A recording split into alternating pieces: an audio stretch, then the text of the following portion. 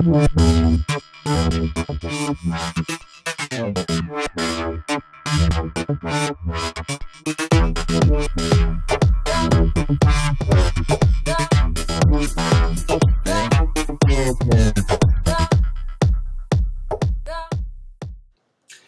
à tous, et bien j'ai envie de vous dire bienvenue sur cette nouvelle chaîne YouTube, alors, petite chaîne sans prétention, plutôt généraliste, qui va être ciblée photo. Je suis photographe, je m'appelle Franquini Pascal, et j'habite dans les Landes. Donc je vais dédier cette chaîne YouTube dans un premier temps à des vidéos plutôt mini-tutos qui vont être dédiées aux réflexes numériques Nikon, le D7000, parce que c'est mon appareil photo, donc c'est un petit peu plus simple de parler d'un produit que j'ai actuellement.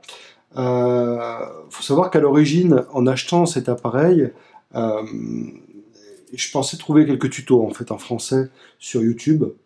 Donc j'en ai trouvé, mais il en existe très très peu en fait. Il y a en français Jérôme de Canter qui propose plusieurs tutos de réglage assez précis au sujet du D7000, mais c'est vrai qu'il y a peu de tutos français pour détailler un petit peu toutes les fonctions, toutes les touches et tout l'appareil photo en général. Donc voilà, j'ai vraiment pour ma part envie d'aborder en plusieurs vidéos l'aspect extérieur, les touches et les fonctions de ce réflexe, et ensuite peut-être, si vous le souhaitez, développer certaines questions.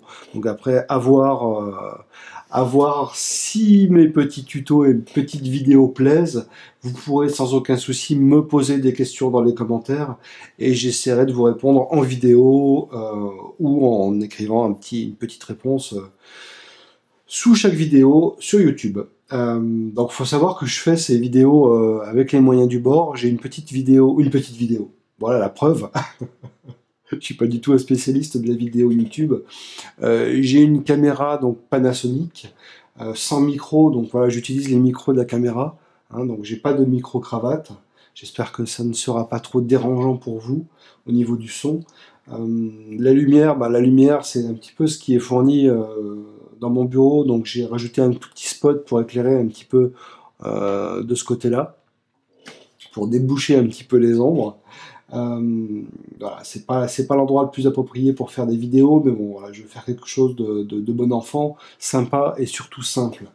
Donc voilà, j'ai envie d'aborder pour ce premier mini tuto, c'est pas vraiment des tutos, c'est des petites vidéos explicatives, 3 points.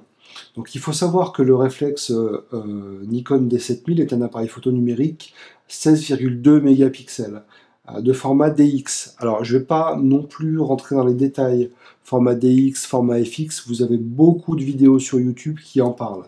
Vous tapez sur votre meilleur ami internet D7000 et vous trouverez beaucoup de choses également sur le format DX, les pleins formats et les formats de ce type-là. Je vais aborder donc 3 points.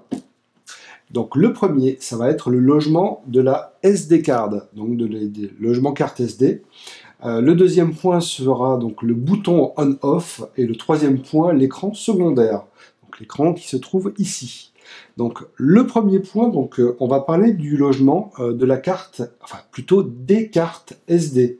Donc vous avez sur cet appareil photo, donc sur le côté droit, un logement, donc que vous faites glisser de cette façon-là, dans lequel vous allez trouver 2 logements pour des cartes SD. Donc il faut savoir que ça va vous permettre plusieurs choses. La première, c'est de sécuriser un petit peu vos photos. Alors je sais pas, peut-être que certains d'entre vous font de la photographie de mariage, de la photographie en entreprise, enfin avec un côté un peu plus professionnel, ou de la photo de famille, c'est pareil, hein, ça change rien. Et vont vouloir sécuriser la carte SD, les cartes SD plutôt. C'est-à-dire que si par exemple cette carte SD lâche pendant un shooting, ça peut arriver, ou il peut arriver n'importe quoi, vous la sortez, vous l'écrasez, donc vous avez plusieurs paramétrages possibles des cartes SD dans ce logement. Donc la première chose, vous allez pouvoir donc insérer donc 2 cartes SD, hein, moi j'ai une carte... en 32 Go et une autre carte ici en 8 Go. plutôt de secours, hein, en fait. La 32 me sert en général assez bien. Et vous allez pouvoir, en allant dans le menu de votre appareil photo, donc là je vais me rapprocher un petit peu, en allant sur la touche menu, vous allez pouvoir donc aller dans le menu prise de vue, donc on est dans le menu prise de vue, et vous allez pouvoir ensuite vous rendre sur le rôle de la carte du logement 2. Donc, ouais, dans le menu, vous avez donc cette fonction-là, rôle de la carte du logement 2, et donc en cliquant dessus, vous avez trois choix. Le choix débordement, le choix sauvegarde, et le choix RAW dans le logement 1 et JPEG dans le logement 2.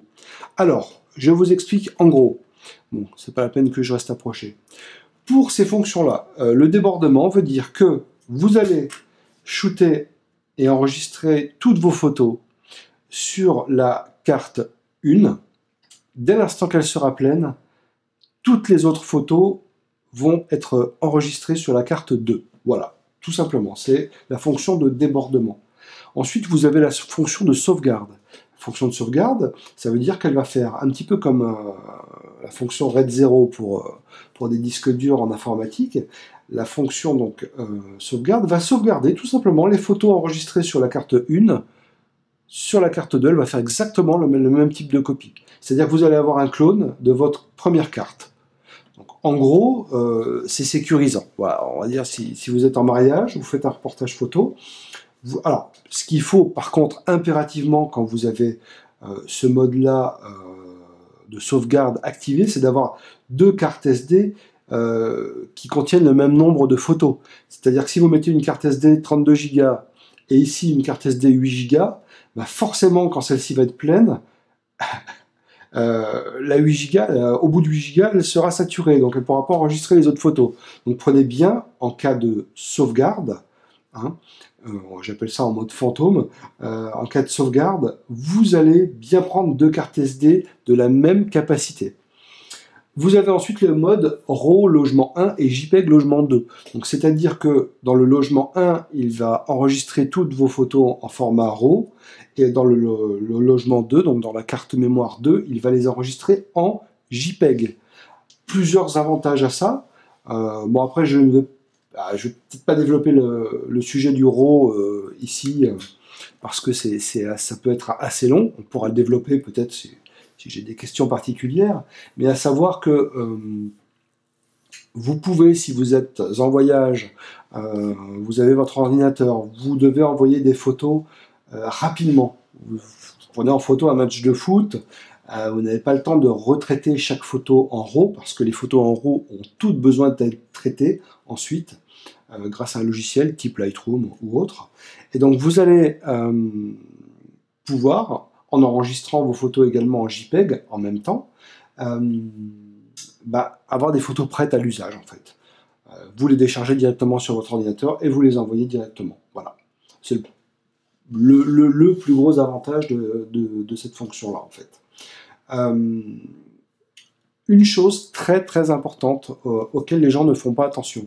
Bon, là sur mon D7000, j'ai mon 35 mm Nikon, donc, qui est une focale fixe. Donc ce que je vais vous expliquer ne fonctionne pas. Par contre, ça fonctionnerait pour, par exemple, ce type de focale, qui est un zoom en fait. Vous voyez, comme ceci. Donc là, c'est une sorte d'aspiration qui est provoquée dans le zoom. Donc, quand vous nettoyez votre appareil photo, on pourra y revenir par la suite, mais quand vous nettoyez votre appareil photo, vous passez en général, moi j'ai un petit stylo qui permet de faire le tour. Je peux vous le montrer d'ailleurs. Hop, c'est vite fait, il est dans mon sac juste derrière.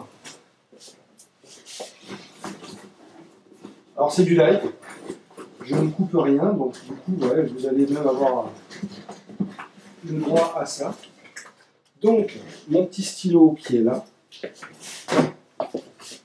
Vous avez donc ceci. Donc c'est un stylo qui vous permet d'un côté donc de pouvoir nettoyer. Donc vous allez pouvoir passer ce stylo dans les interstices pour retirer et décoller la poussière. Et de l'autre côté, ce côté-là, ce petit patin est plutôt spécialisé donc pour nettoyer les optiques. Voilà. On y reviendra aussi.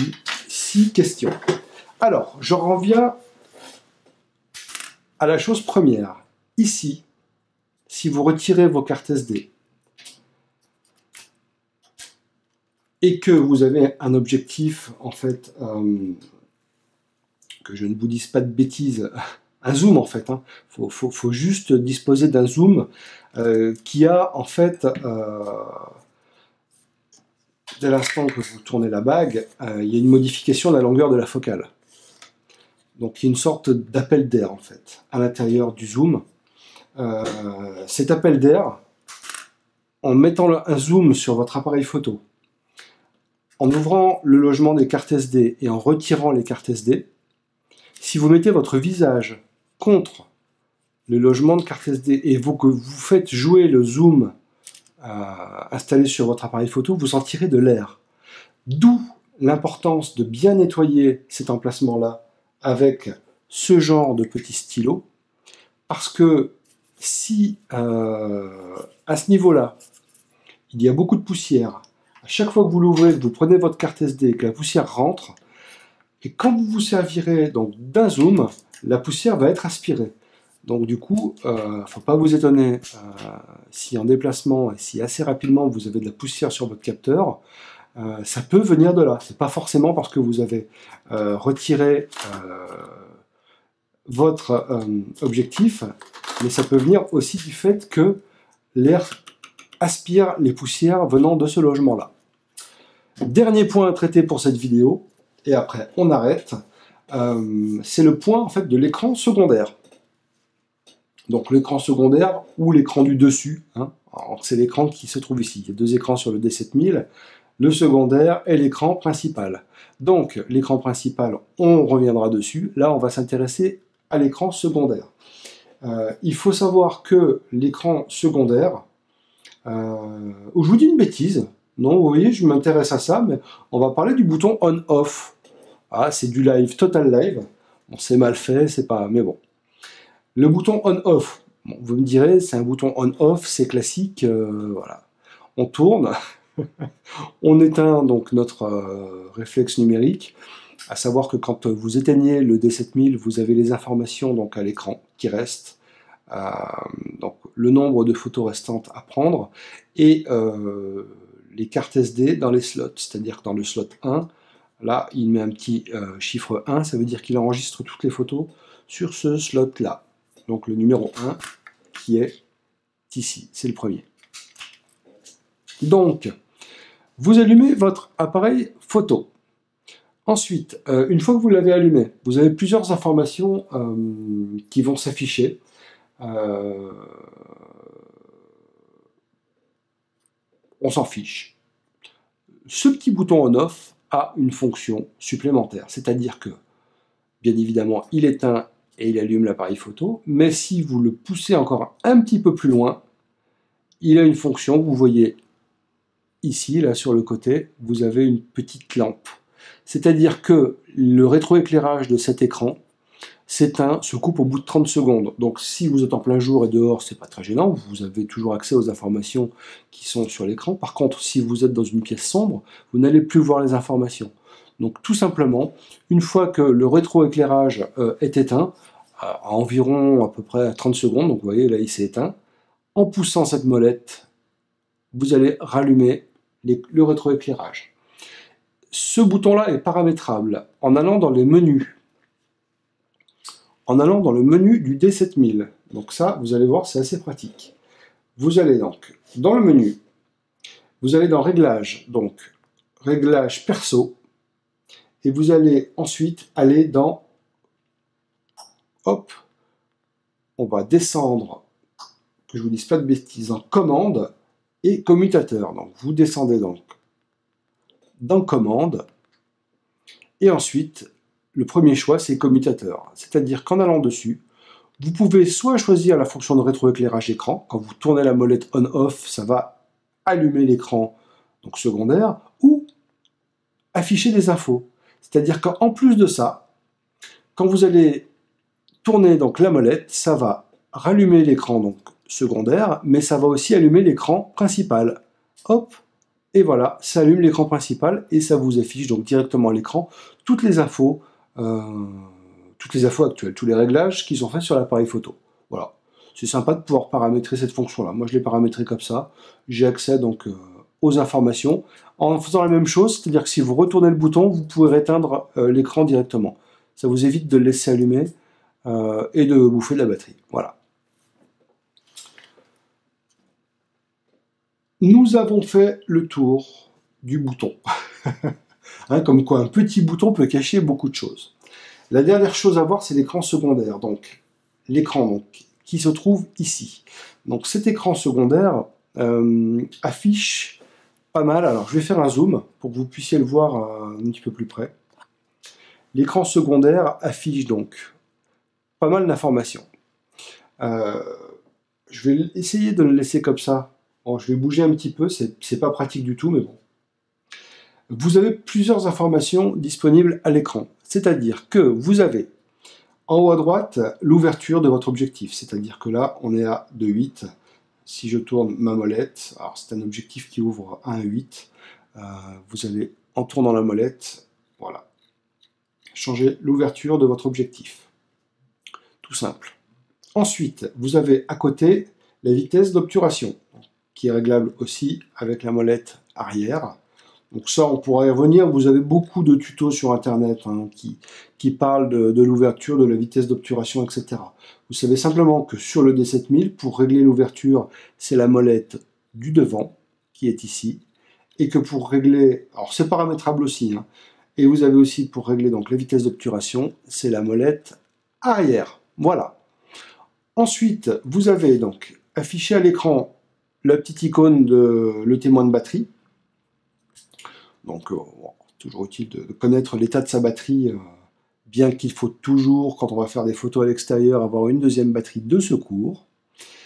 Vous avez ensuite le type d'enregistrement de vos photos. Donc, sur la gauche, il est écrit RAW, ici, R-A-W.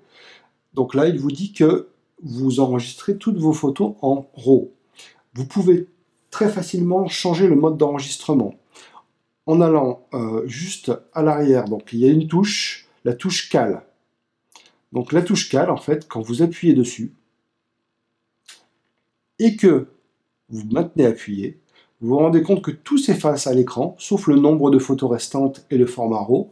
Et en tournant la molette arrière, vous allez pouvoir changer le mode d'enregistrement. Donc vous passez de RAW au format JPEG, donc là on peut enregistrer 1100 photos, format JPEG normal 2300 photos, format JPEG basique 4500 photos. Si on continue, on passe au format RAW plus fine, c'est-à-dire que vous allez enregistrer sur la même carte mémoire les photos en RAW et en JPEG. Vous allez enregistrer en RAW et en JPEG normal, en RAW et en JPEG classique, enfin basique qu'ils appellent ça. Voilà. Donc, voilà. Très facile. Le bouton Cal qui se trouve donc ici, vous appuyez dessus, en laissant le doigt dessus, vous tournez la molette qui est ici et vous allez pouvoir changer le mode d'enregistrement de vos photos. Voilà. Ensuite, toujours sur notre petit écran, j'espère qu'il n'y a pas trop de luminosité, que vous voyez à peu près ce qui s'affiche. Vous avez le mode de balance des blancs.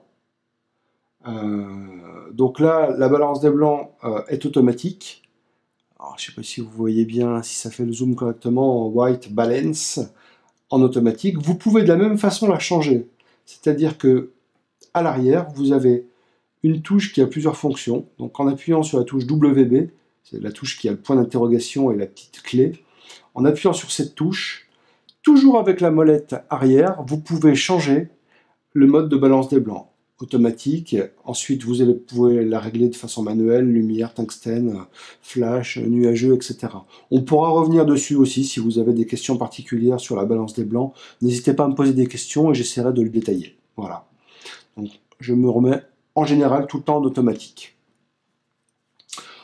Autre fonction, vous avez au milieu, hop, je rallume, AFS, avec deux grandes parenthèses et un petit point au milieu.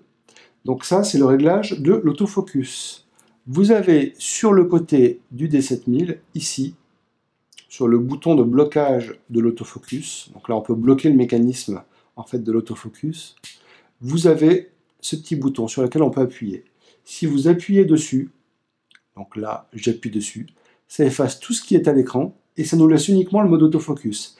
C'est-à-dire que vous pouvez, avec la molette arrière, vous avez le choix entre les 3 modes d'autofocus de cet appareil photo. Le mode automatique, alors, AFA, AFS, AFC. Donc 3 modes différents. C'est pareil, il faudrait pas mal de temps pour revenir dessus. Là, je l'explique en gros. Donc on appuie sur le côté latéral, hop, on choisit son mode d'autofocus. Et une fois que vous avez choisi votre mode d'autofocus, vous pouvez choisir les collimateurs avec la molette du devant. Donc le type de collimateur. La FC, on va avoir beaucoup plus de choix, forcément, c'est un autofocus continu. Donc voilà, on pourra revenir dessus, mais vous avez la possibilité, donc, grâce à cet écran-là, de visualiser le réglage du mode autofocus sélectionné. À côté, vous avez une sorte de petite case, là, qui correspond à cette touche-là. Vous voyez la touche, hein, c'est la mesure de lumière, en fait. Donc, la mesure de lumière, en appuyant donc sur la touche mesure de lumière qui est ici, vous allez pouvoir, il y a la mesure spot, la mesure pondérée, c'est pareil, on pourra revenir dessus plus précisément si vous avez des questions particulières. Je ne veux pas rentrer dans le détail, là c'est vraiment les fonctions de chaque touche. Donc, en appuyant sur cette touche, vous pouvez régler le mode de mesure de lumière. À côté, vous avez les ISO, donc là on est à 100 ISO. C'est pareil, à l'arrière de l'écran, si vous appuyez sur la touche ISO, qui correspond à la touche moins, hop, ça efface tout ce qu'il y a à l'écran et on garde que les ISO. Donc là, avec toujours la molette arrière, vous pouvez régler le nombre d'ISO. Voilà. À savoir que moi, je ne dépasse pas les 1600 ISO pour ce boîtier. Voilà, je trouve que voilà, c'est ma limite. Après, à chacun, selon le type de photo et selon nos tolérances, mais pour moi, je trouve que 1600 ISO, c'est le maximum pour le D7000. Après, ça se rattrape toujours sur Lightroom, mais les images ne correspondent pas à ce que je souhaite. Voilà. Donc, ensuite, vous avez, alors, on l'a vu, les slots SD, à savoir que tout à l'heure, on a parlé de l'enregistrement par débordement. Si on avait l'enregistrement par débordement, c'est-à-dire que si je vais en arrière, si je vais dans rôle de la carte du logement 2, si j'y vais par exemple en mode sauvegarde, maintenant, il affiche un petit chiffre, je ne sais pas si vous le voyez bien, un chiffre 2. C'est-à-dire qu'on enregistre sur les 2 cartes mémoire, la 1 et la 2. Alors que le mode classique, hop, je reviens dedans, débordement, il n'affiche que la carte mémoire 1. Voilà. On a fini. C'était un petit peu brouillon, mais alors je vais dézoomer un petit peu. C'était un petit peu brouillon, j'essaierai de faire ça un petit peu mieux la prochaine fois. Mais voilà, on a dégrossi 3 fonctions au sujet de ce D7000. Donc le logement de la carte SD, le bouton on-off paramétrable et l'écran secondaire qui vous permet d'avoir accès à pas mal d'informations au sujet de votre appareil photo. Je vous dis à très bientôt et je pense qu'on pourra aborder pas mal de choses. On va avoir un paquet de touches à aborder pour la prochaine vidéo. Je vais essayer de faire des vidéos assez courtes quand même. Je veux pas que ça dure 1 heure. Un quart d'heure, 20 minutes semble être un format de vidéo plutôt pas mal. Ensuite, je vais, si vous le souhaitez, pouvoir faire quelques tests. Alors voilà, donc moi j'ai beaucoup d'objectifs Tamron. J'aime beaucoup Tamron. Bon, j'ai un format, un 35 mm fixe Nikon. Sinon, j'ai le 1750 2.8 VC de chez Tamron qui fonctionne très très bien. Je suis très satisfait de cet objectif. J'ai également chez Tamron le 90 mm 2.8 stabilisé macro. C'est un super objectif. J'ai fait un petit peu de macro avec, un petit peu beaucoup même, ou même des packshots ou des photos de portrait. Il est très qualitatif.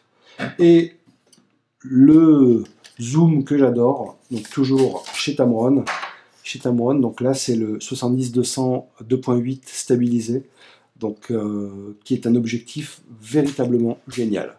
Avec cet objectif, on a un bokeh de fou. un piqué de malade. Il est vraiment super. Donc si vous voulez des tests, alors des tests, voilà, on en trouve sur internet des dizaines et des dizaines. On trouve pas mal de vidéos aussi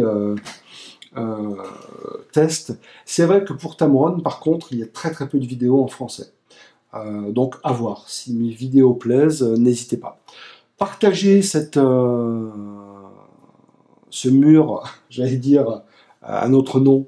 Non, partagez cette chaîne YouTube.